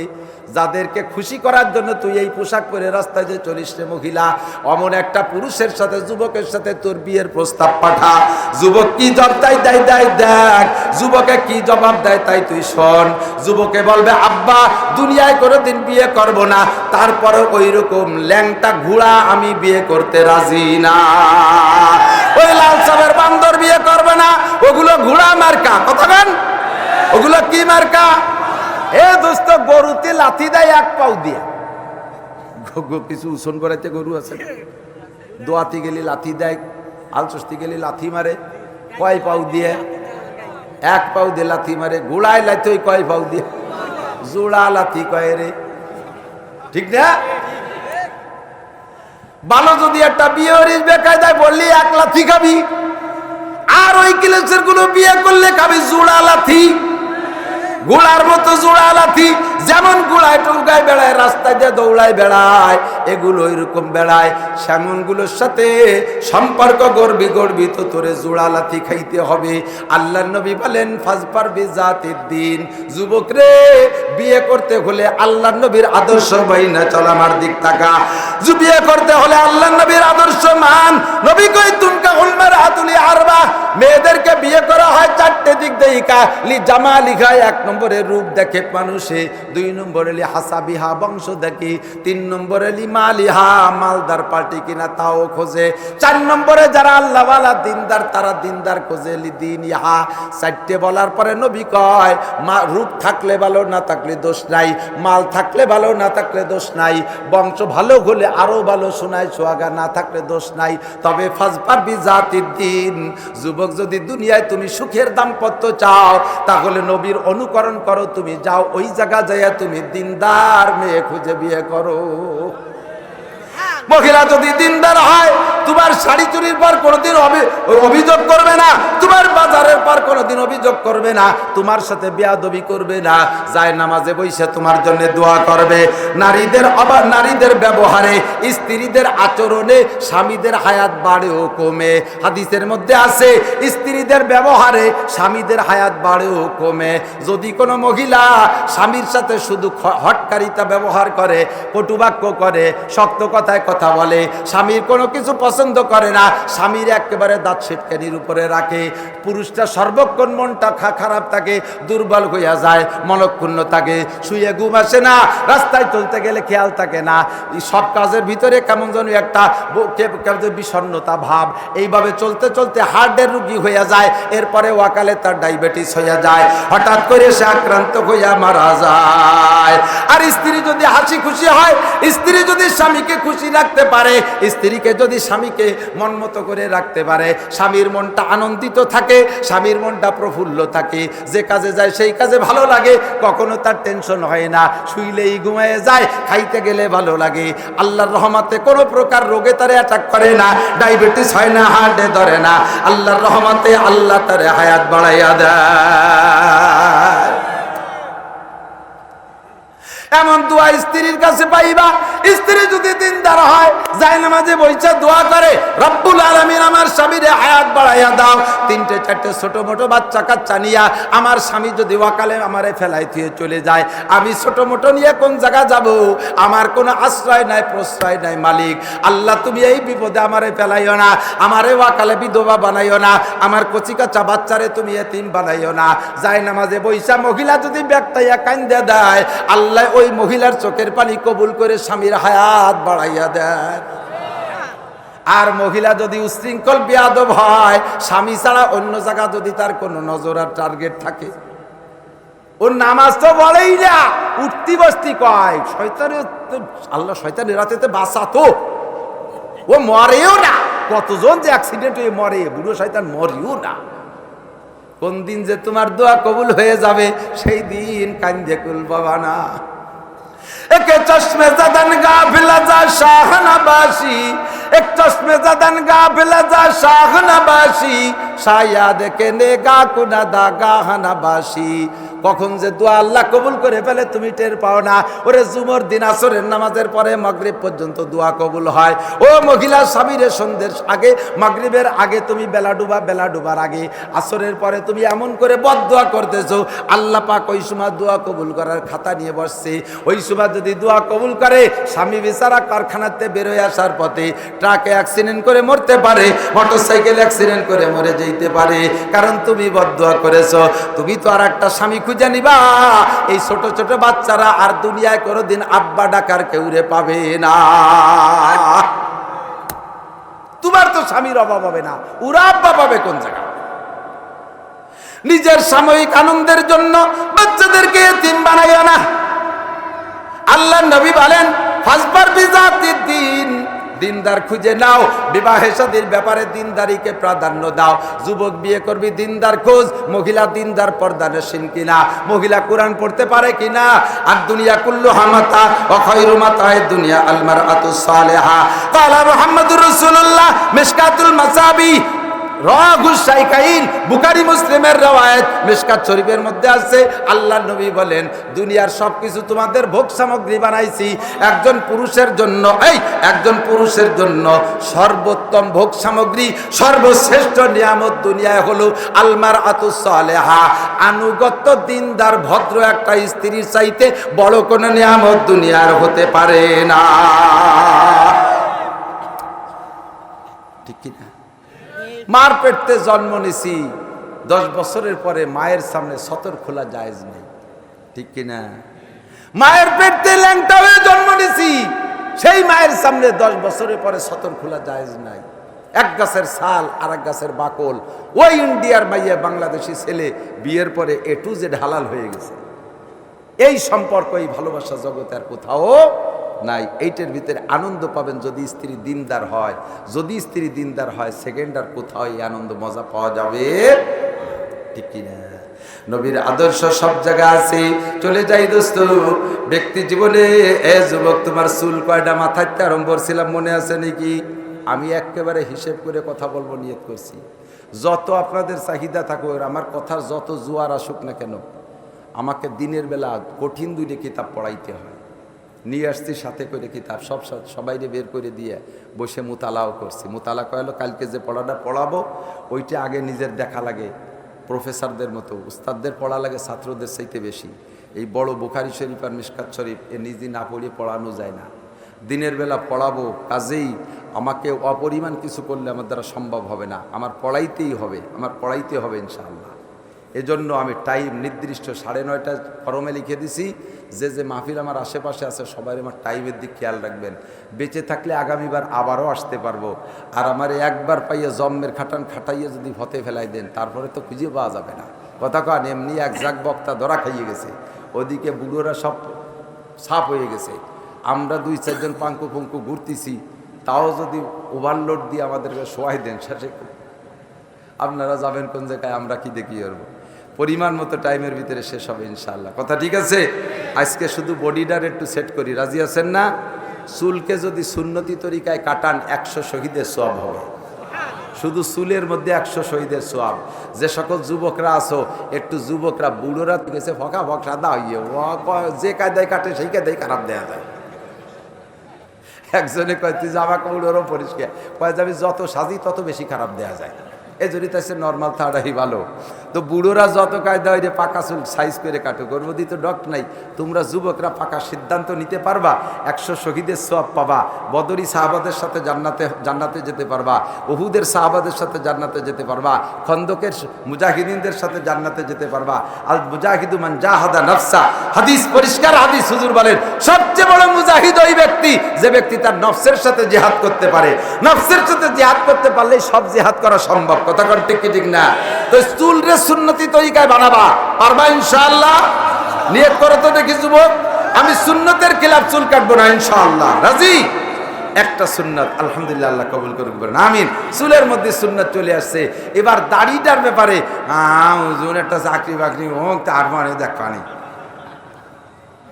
চাকরি, দাড়িতে চাকরি ঠেকায় না, বরঞ্চ দাড়িতে আরো চাকরির মর্যাদা বাড়াতে পারে। কথা কন। আমি একেবারে প্র্যাকটিক্যাল একটা খবর কই।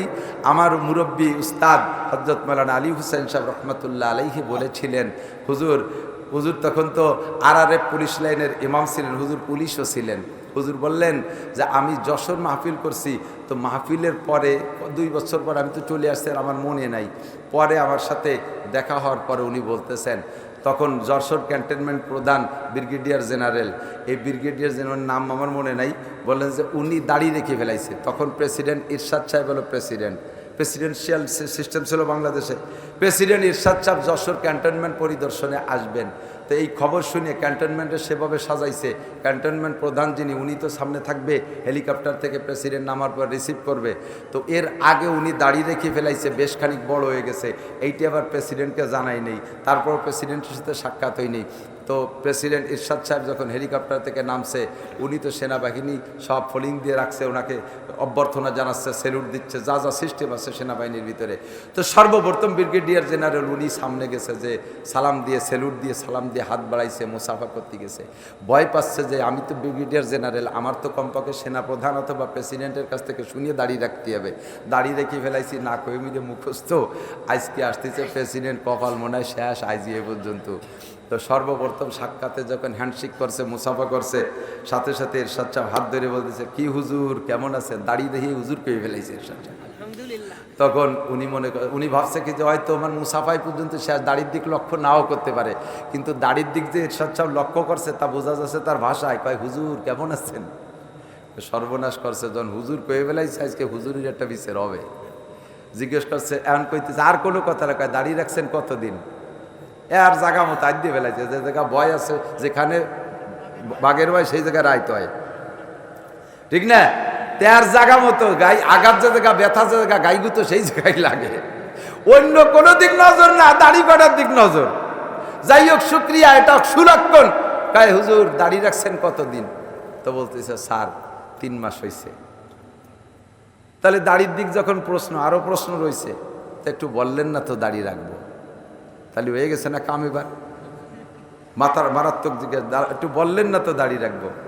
স্যার আমি হযরত মাওলানা আলী হোসেন সাহেব হুজুরের বয়ান শুনিয়ে জজবায় রেখে ফেলাইছি স্যার আমি এখন বলতেছি স্যার। তো কয় যে না এখন আর বলা লাগবে না, এ শুনি উনার কাম স্যার, আমার চাকরি ছুটে যাচ্ছে বাপ। কয় চাকরি আছে কতদিন? কয় স্যার আর 1 বছর। কয় যে আরো 2 বছর দাড়ির কারণে চাকরির বয়স বাড়াই দেয়া গেল। জোরে অনেকবার। বরকতের মালিক কে? রহমত কোত্থেকে আসে? এ দাড়িতে চাকরি যায় না থাকে, কমে না বাড়ে, সব জায়গায় সম্মান পাবেন। দাড়িওয়ালা একজন, দাড়িওয়ালার বয়স 25 বছর, আর সেই 25 বছরে ভাইয়ের বয়স 45 বছর। বড় ভাইয়ের বয়স, বড় ভাইয়ের দাড়ি নাই, ছোট ভাইয়ের দাড়ি আছে। 2 ভাই একসাথে দোকানেই যাবেন, আর কোনো জায়গায় না, দোকানেই যাবেন, দেখবেন যে সম্মানের পার্থক্য পাবেন। দাড়িওয়ালার কাছে চাচা আপনি এখানে বসেন, সে হলো ছোট, সে তার চাচাকে চেয়ারে বসায়। আর বড় ভাইয়ের বয়স 45, দাড়ি রাখা, এ ছেলেরা নেমে দাঁড়াও, এ ছোটরা সরি দাঁড়াও, তুমি নিচে দাঁড়াও। দাড়িতে সম্মান বাড়ায়, কমায় না, কথা কোন ঠিক? সর্বোপরি কিয়ামতের ময়দানে হাজার হাজার লক্ষ লক্ষ মানুষ দাড়ির কারণে নাজাত পাইয়া যাইবে, আল্লাহর নবীর সুপারিশ পাইয়া যাইবে দাড়ির ওসিলায়। দাড়িকে দাড়ি কয় যে হুজুর আরো কতটা রইছে, দাড়ির পিছনে নামলেন কেন? আরে আরে কতটা সাইজ কইরা নবীর সামনে উম্মত প্রকাশ করা যত কঠিন, তার চাইতে অনেক সহজ দাড়ি কয়টা রাইখে দেওয়া। টুপি পরা যত কঠিন, দাড়ি রাখা অত কঠিন না। যুব্য গায়ে দেওয়া যত কঠিন, দাড়ি রাখা অত কঠিন না। পর্দা করা যত কঠিন, দাড়ি রাখা অত কঠিন না। বরঞ্চ দাড়ি রাখা কঠিন না, আরো সহজ। দাড়ি রাখার চাইতে কাটতে কষ্ট বেশি। কতক্ষণ দাড়ি রাখতে তো ছেড়ে দিলি, না কাটলি রাখা হয়ে গেল। আর দাড়ি না রাখতে কাটা লাগে, আর নাপিতির কাছে যদি কাটান, আর আপনি যদি শেষরা পাল্টি আর নাপিতের পয়সা ভালো না দেন, নাপিত নতুন ব্লেড দিয়ে দাড়ি চাষে না। 3 জনের চাষার পরে আর 2 জনের বগল সাফ করছে যেই ব্লেড দিয়ে, ওইখান দিয়ে টানে, খর খর খর খর শব্দ হয়। কি এর ছাগল চলিস নাকি ভাই, যে এরমটা হাস এরম ব্লেড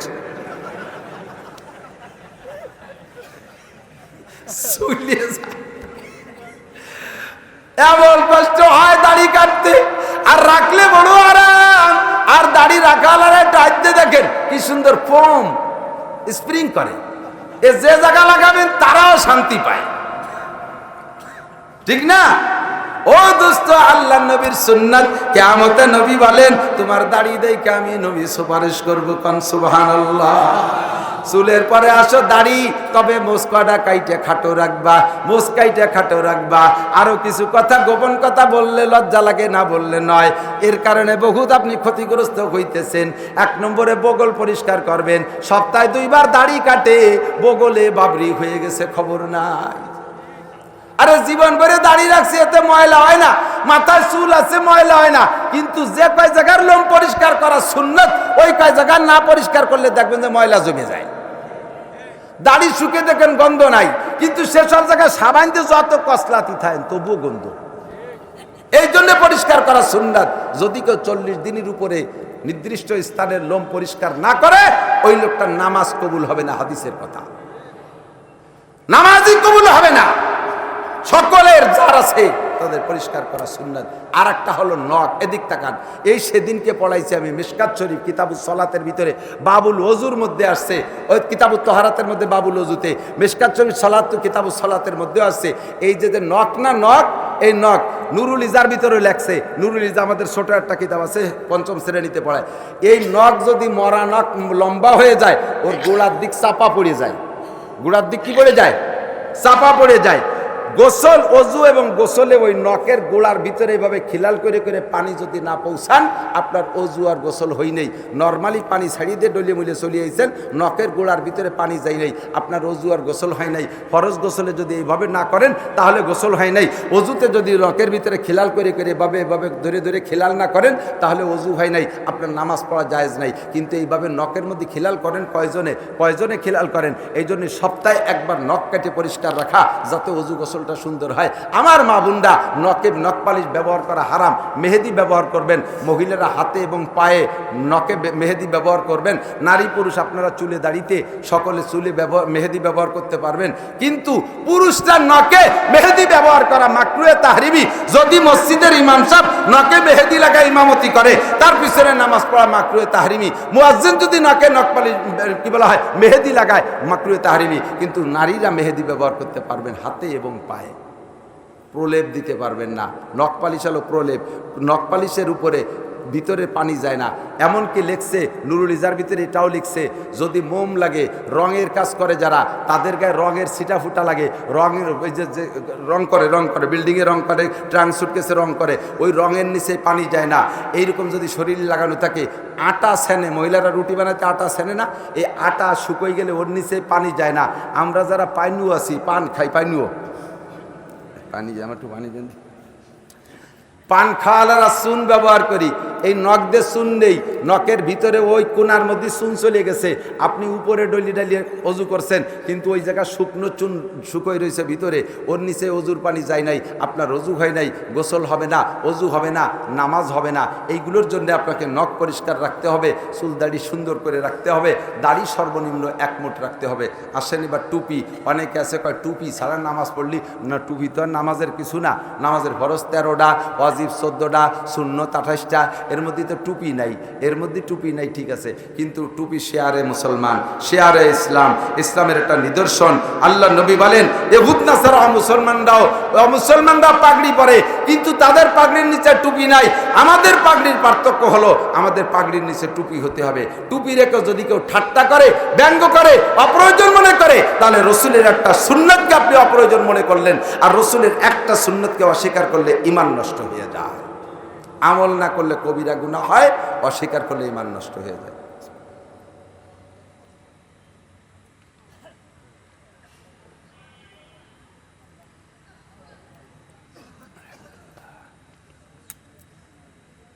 আর যুবক আমার দিক তাকাও, আমাদের নড়াইলের জজ ছিলেন মাওলানা মাজদার হোসেন সাহেব, দায়রা জজ ছিলেন, আমার অত্যন্ত মহব্বতের বন্ধু ছিলেন। স্যার আমাকে ওনার গ্রামের বাড়ি এলো রাজশাহী, মাহফিল করাতেন, এসে তফসির করে। জজ, দায়রা জজ, বিচারপতি হয়ে তারপরে উনি রিটায়ার্ড করছেন। উনি কোর্টে যাইতেন, দেখাইতে হয়, না দেখাইলে হয় না। উনার প্যান্ট ঢিলা ঢালা পাজামার মতো প্যান্ট, নেসপে শাক প্যান্ট। একজন জজ, একজন বিচারপতি, সে টাকনু সুয়ায় প্যান্ট পরে নাই, লেখা জানে না, পড়া জানে না, আন্তর্জাতিক খ্যাতি সম্পন্ন মূর্খ। এইটার স্টাইল প্যান্ট টাকনুর নিচে, এবং প্যান্ট তল দিয়ে টাকনুর তল দিয়ে যাইয়ে স্যান্ডেলের নায়ের দিয়ে বার হয়ে গেছে।